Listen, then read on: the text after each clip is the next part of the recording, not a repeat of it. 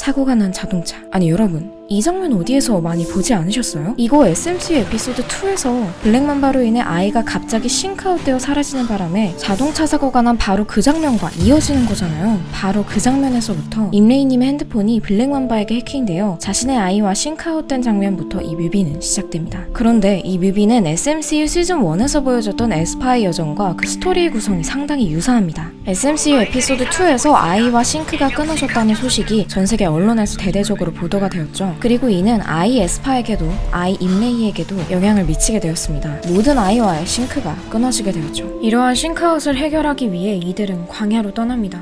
아이와 싱크다이브한 에스파도 아이 임레이도. 하지만 그 과정에서 블랙맘바의 환각 퀘스트를 겪게 됩니다.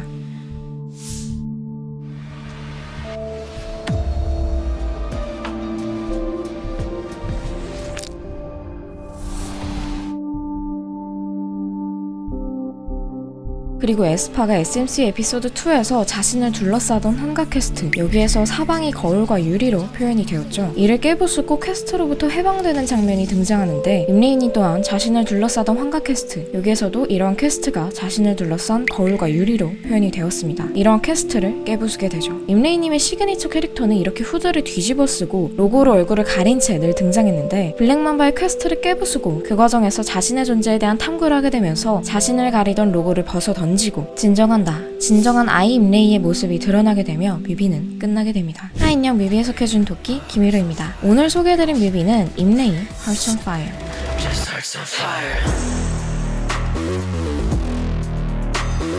DJ이자 프로듀서로 활동 중인 임레이님은 현재 SM 엔터테인먼트 산하의 스크림 레코드에 소속되어 있으며 개인적으로 저도 주크아웃 2017과 2018 스펙트럼 뮤직 페스티벌에서의 공연을 굉장히 인상적으로 봤던 기억이 있고, 또 트는 순간 내 방이 패션 런웨이가 되는 넥스트 레벨 리믹스를 제가 꽤 자주 찾아 들었던 기억이 있는데요.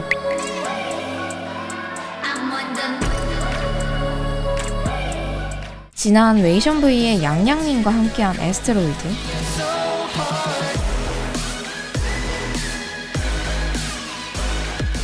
NCT의 철런님과 함께한 투 굿에 이어서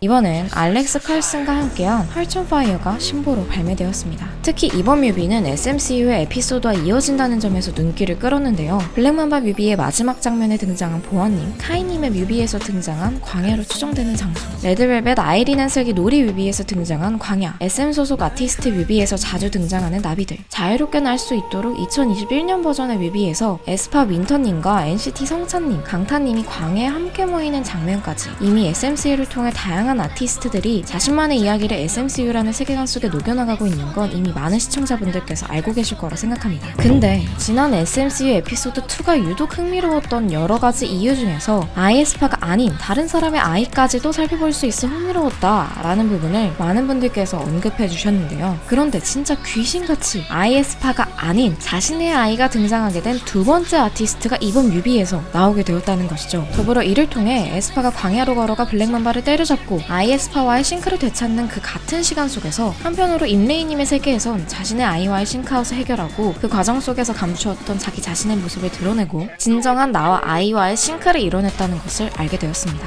그리고 우리는 이러한 부분들을 통해 그렇다면 블랙맘바와의 해방으로 인해 인간과 아이와의 싱크가 모두 끊어졌던 바로 그 순간, SMCU 속 다른 아티스트들은 싱크아웃이 된 그 순간 SMCU의 여러 멀티 유니버스 속에선 무슨 일들이 벌어졌을까에 대해 또 새로운 추측을 해볼 수 있고, 또 혹시 이에 대해 다른 아티스트들의 에피소드도 추가적으로 공개될 수 있지 않을까에 대한 기대감을 높여볼 수 있을 것 같습니다. 그렇다면 우리는 이 Hearts on Fire가 SMCU에서 시사하는 바를 한번 살펴볼 필요가 있단 말이죠. 우선 임레이님의 뮤비 시작 부분이 SMCU 에피소드 2와 겹치는 점과 또 여기에서 등장하는 기차가 SMC 익스프레스와 유사한 점, 이 상황 또한 에스파의 뮤비, NCT의 데뷔 티저, 자유롭게 날 수 있도록 뮤비 등에 나온 광해의 모습과 유사한 점 등을 통해 이 공간이 분명히 내용이 SMCU 속의 타 아티스트의 세계관과 같은 공간을 의미하고 있음을 강하게 드러내고 있습니다. 다만 에스파는 가상세계를, NCT는 꿈이나 무의식을 배경으로 하는 것처럼 전 임레이님의 상황을 에스파의 세계관을 기준으로 해석해보았죠. 하지만 NCT의 세계관에 또 맞춰 해석해본다면 이 공간들은 꿈이나 무의식으로 해석될 수도 있을 겁니다. 그러므로 광야가 무엇도 규정되지 않은 무규칙, 무정형, 무한의 영역이라는 설정은 SM이 각 아티스트의 세계관마다 비슷하면서도 서로 다른 세계를 보여주기 위해 의도한 게 아닐까 추측해볼 수 있습니다. 또한 임레이님이 퀘스트를 거치면서 자기 자신에 대한 탐구를 이뤄낸 것이 아이에 영향을 미쳐 얼굴을 가리던 아이가 마침내 자신의 얼굴을 드러낸 것처럼 아이는 나의 기존 데이터를 학습하기도 하지만 더불어 나의 변화까지도 반영된다는 것을 추측해볼 수 있었습니다.